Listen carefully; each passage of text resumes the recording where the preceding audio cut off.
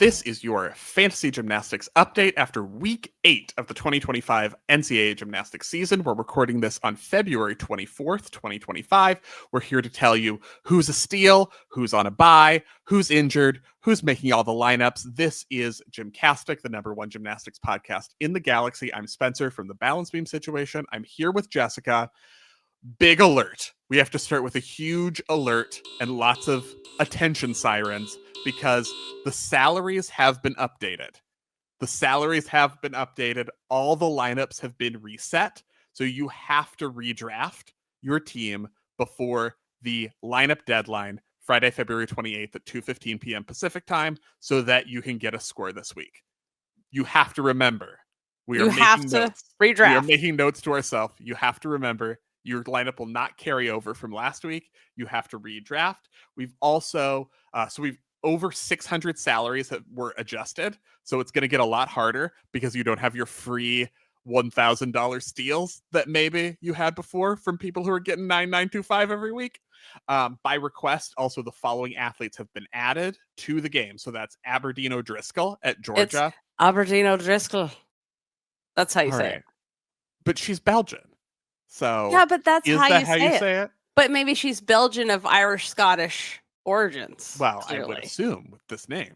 Aberdeen O'Driscoll at Georgia, Jessica Naranjo at North Carolina, Anna Lee at West Virginia, Michaela Green, and Ariel Ward at Illinois have been added to the game, so you can draft them now. Now, let's get to our roster bargains. After week 8, these are how you get a 9-9 or higher on your roster, and people who are outperforming their price. They do not cost the maximum 6,250 gym rubles. You can get 9-9s for less than that. Jessica, start us off on vault. Madison Reinbach from Denver, 4,000 gym rubles. Oh, Denver. Beautiful gymnastics. Madison has vaulted every meet this season. She competed on floor about half the meets. Her NQS is 9,845. But 2 weeks ago, she scored a near perfect 9,975. This past weekend, she was again above her NQS with a 9,875. All right. Mackenzie Wilson on vault at Kentucky at 5,000 gym rubles. One of my favorite vaulters, one of the handspring pike half queens in NCAA gymnastics, has an NQS of 9.880, has gone 9-9 plus 5 times this season out of 7 vaults with a season high 995, got 2 10s for that handspring pike half last season as a junior, which were the first vault 10s since Jenny Hansen. Ever heard of her for Kentucky? Not just in overall in NCAA gymnastics. She's the first vaulter since Jenny Hansen, actually. It's the great Jenny Hansen. Oh my God, I'm how sorry. It's pronounced. The TGJH. Yes. The great Jenny Hansen. Everybody knows that. Ariel Ward for Illinois, 4,000 gym rubles. She did not vault in the opening weekend of the season, but has vaulted every meet since then. She has been competing on bars and floor, but vault is where she's putting the best scores up. She has twice scored over 9-9 with a 9.925 and 9.95. She also sat one down 2 weeks ago, but her NQS is currently 9.845. And remember, the new scores you must draft on are based on NQS. Remember, you have to draft a new team or you end up like me and forget and get zeros and everything. Jenna Mulligan at Michigan, 4,000 gym rubles, a grad student, one of the great mid-college career glow-ups in college gymnastics, and the level of improvement we have seen in her form, in her confidence over the years at Michigan has been one of the most impressive trajectories in the entire country. She's competed vault and beam every meet this season, little bit of floor, which she certainly can do as needed as well. On vault, she's really starting to find the landings. In the last 2 weeks, she scored a 9-9, and this past week, she stuck a real stick, not a little bounce up stick, like a real stick for 9.95. So the 9.9 2 weeks ago was a career high, and then she beat it with the 9.95 this past week. So overall, her NQS is 9.845, but it feels like that's going to be going up the trajectory she has been on the last few weeks. And personal note, her undergraduate degree is in movement science. So she's sciencing that movement. Very nice. Through her vault run. Very nice. That's very nice. Caitlin Zhang at Auburn, also 3,000 gym rubles on vault. So Caitlin Zhang has been one of the steals in the pricing for like bars, and it's like that's over now because we all know she's great on bars and she's getting huge scores. But let's talk about her vault. She hadn't cracked 9.9 this season yet on vault, and then this past weekend against Alabama, she was like, here, it's 9.95. So, she's not as cheap as she was at the start of the season, but still affordable on vault. If you're like, I don't have the money, but I need some Caitlin Jong, her NQS is still 9.825 on vault, so she's affordable there. But seems like the scores are rising. On to bars. Selena Harris-Miranda at Florida, 5,000 gym rubles, transfer from UCLA. We've talked about her beam a lot, which I think is probably her strongest event, but we couldn't mention her on bars because she wasn't a steal because she costs 6,250. Now she's at 5,000 because she's been good on bars, but she's had some moments and there are some form things and there's been some inconsistencies. And then sometimes there was like, she made a mistake and the judges were like, we didn't see that. Here's a 50 million. It happens. So her NQS is now at 9,875 on bars. So you can get her for 5,000.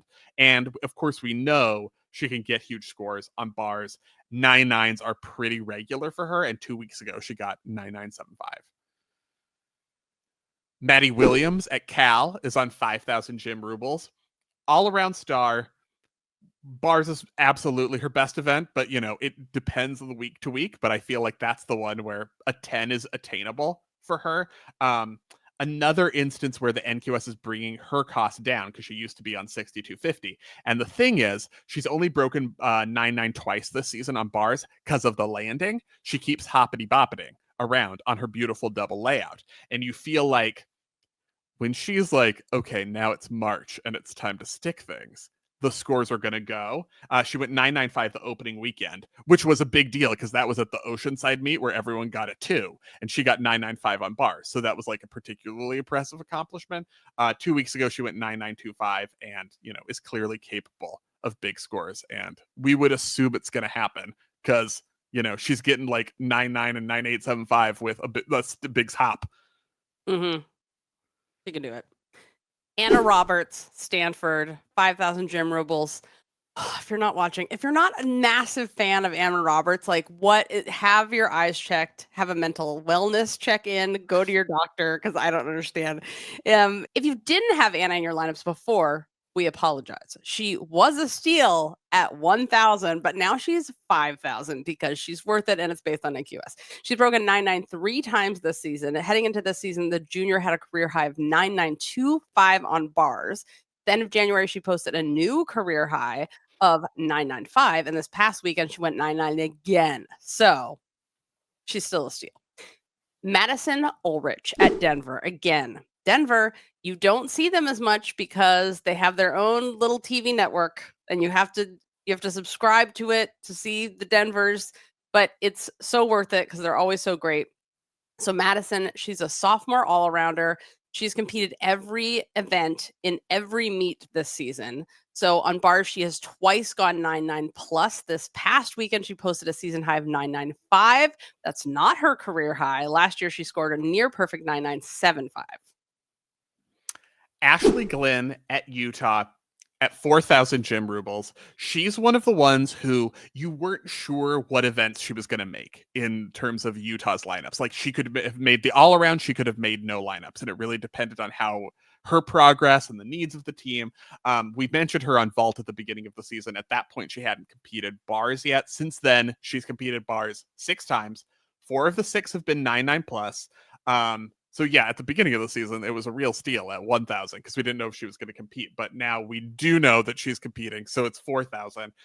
Career high on bars last year was a 9.875. As of last year, was a 9.875. This past weekend, 9.95. Beam, Yeah. the most important event, obviously. Carly Bauman at Michigan, you've heard of her clearly. 5,000 gym rubles, once again making our list, this time for Beam. In case you forgot, she's a grad student. So for the people that are looking to draft an entirely grad student team, put her on your list. Previously, we mentioned her on floor and bars, but she hasn't competed on vault. So this will probably be the last time we bring her up. On Beam, she has competed 8 times this season. In 3 routines, she broke 9.9. At the beginning of the month, she scored a new career high of 9.975. Chloe Negretti at NC State at 5,000. So like Carly Bauman, Chloe has competed beam 8 times and has broken 9.9 3 times so far this season. Also a grad student, and also posted career high 9.975 so far this year. Did it this past weekend.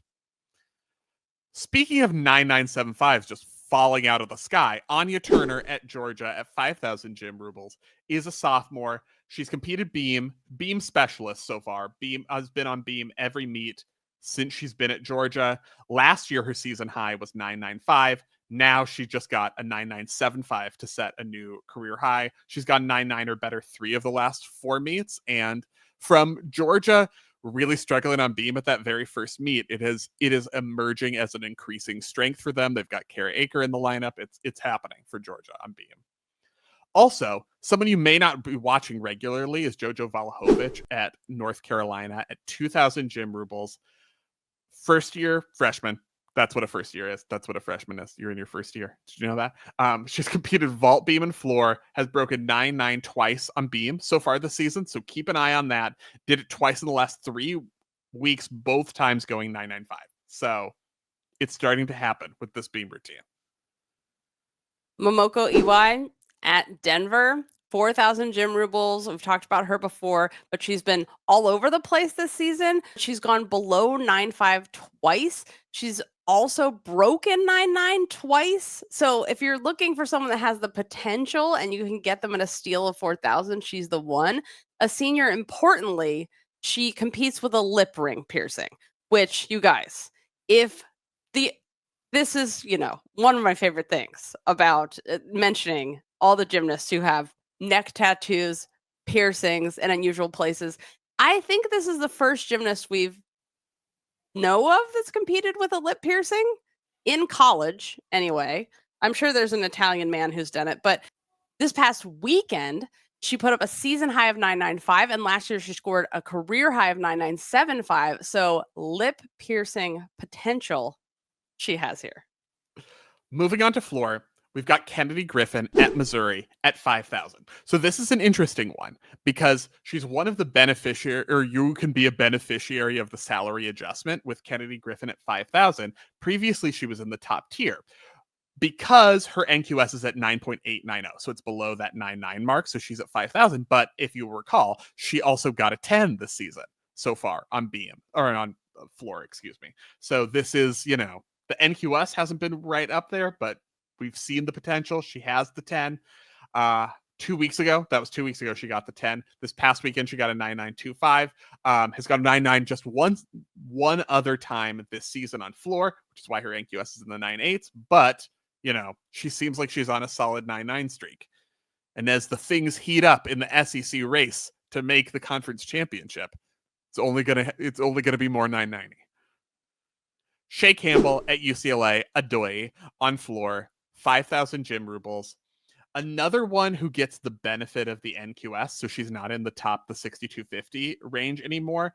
And the maybe risk there is that she hasn't been on floor every meet this season. She didn't do floor in the first meet of the year. She didn't do floor this past weekend. So she's only competed 6 times so far. So that's like maybe a risk for putting her in your lineup. Is she going to compete this weekend? But it's not really a risk if she does compete because it's Shea and she's going to get like a 9.95 probably, if not more. Because, once again, did I mention it's Shea Campbell? She's in the Brooklyn Moore, Shea Campbell, Jordan Childs group where it's like, who's going to get a 10 this week? Aaliyah Finnegan at LSU. You might have heard of her. Olympian for the Philippines. 3,000 gym rubles. Owner of a gigantic double Arabian to stag jump. And, okay, this might be cheating because we've already mentioned Aaliyah on floor when she was 5,000, but now she's dropped to 3,000. If you had her in your lineup, you understand why her pricing has dropped after starting the season with a 9.95, 9.75, 9.95. She's gone 9.575, 9.75, 9.675, 9.8. and then 9.775. So definitely in a slump, but that might be the bargain race that you are willing to get into because when she hits, she's amazing. It's just that out of bounds. Freaking out of bounds. Staying in bounds is for March. That's right. Not for now. Jaylene Gilstrap at Utah at 5,000. Jaylene of the Leaps, as we have called her since she was in the elite program. She's competed floor every meet this season. So started off slow, and that's why she's kind of a deal at 5,000. She had a 9.7 and then a 9.85, which I guess counts as slow when you're one of the top teams, like only scoring a 9.85. But she's gone 9.9 in the last 3 meets, 9.925, 9.9, and then 9.95. And she doesn't have like built-in deductions for her leaps. So it's maybe one you want to invest in as we get toward the postseason type area, because she's one who could withstand maybe more scrutiny of judging because she has the form to do it.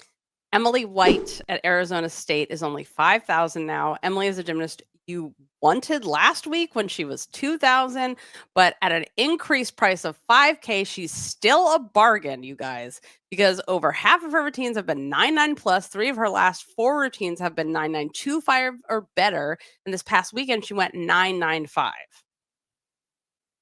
Okay, must remember, more important than ever, Week 9 fantasy lineups lock on Friday, February 28th at 2:15 p.m. Pacific time. You have to set a new lineup. Your Week 8 lineup will not carry over. The winner of the season will receive a full commissioned episode. We also reward weekly winners, and all players can unlock achievements and fill their digital trophy cases throughout the season. But yes, you have to set a new lineup with the new prices, and it's going to be hard. So set aside some time. Don't think you can just, in between Zooms, pop in there and set a lineup. You need to make a spreadsheet. You need to do some strategizing. Okay, league news. Our Week 7 winner was Champions. The current Week 8 leader is TBD. That doesn't mean it's to be determined. That's the team name, is TBD of the Week 8 leader. Price for 10, our only 10s this past week was Faith Torres of Oklahoma on floor. So, not unexpected in terms of the pricing and the expense it takes to get a 10 in your lineup. But, it's worth it for Faith Torres. League stats, we're going to have a lot of shakeups next week as the pricing changes. But even for Week 8, we have a new gymnast in the top 5. So our most rostered routines list, number 1, Audrey Davis's bars. 53.9% of people have her in the lineup. Because have you heard Jessica mention that she does Ukrainian bars with perfect form? Joss Robertson on floor at 48.9%. Brooklyn Moores on floor, 47.9% of rosters. Caitlin Jong's bars at number 4 on 45.9% of rosters. And then Jade Carey's beam in the top 5 on 40.4% of rosters. That's because of consistency. There might be something special that you get as an award in your trophy case when, I'm not saying if, I'm saying when Brooklyn Moores gets a 10. Maybe UCLA should put her in the anchor position, because Jordan Childs doesn't have to be in the anchor position to get a 10, but maybe Brooklyn Moores should be. I agree with this. Week 8 buys and injuries. Looking ahead, Sloan Blakely, Florida. Anya Pilgrim, maybe Florida. And buys, no one's on a buy. Utah's on a bye. So big news. Utah does not compete this coming weekend. So your Grace McCallum is going to have to wait for another week if you want to score. Your Jalen Gilstraps, keep it for a week and then put them back in. If you're enjoying this fantasy update in our free fantasy league, we have a thing called Club Gym Nerd, where you get a bunch of perks, like a whole extra podcast, a live Q&A podcast where you can write in ahead of time, or you can join us live and chat. We watch a meet. We answer your questions afterwards. It's super fun. We have a mocktail or cocktail that goes with it every week, and we do that all year long. It's not just during college season. And you also get perks like advanced discounts on live show tickets and first dibs. And we have a merch discount and lots of other stuff. So if you want to check it out, join the club at gymcastic.com. We also have a watch along with Spencer of the balance beam situation, which he is enjoying very much. People are loving this, getting to chat along with Spencer while they watch meets. And we will see you on College and Cocktails this Friday, February 28th. We're watching Alabama versus Arkansas at 6:30 p.m. Pacific. And then the watch along with Spencer starts at 3 p.m. Pacific on Friday at gymcastic.com. Never miss an episode of College and Cocktails, because in the show notes, there's a link and you can click on it and just add it to your calendar. So until College and Cocktails on Friday, please remember, to spend your gym rubles wisely, and may the Beam Witch be with you. Happy fantasy leaguing.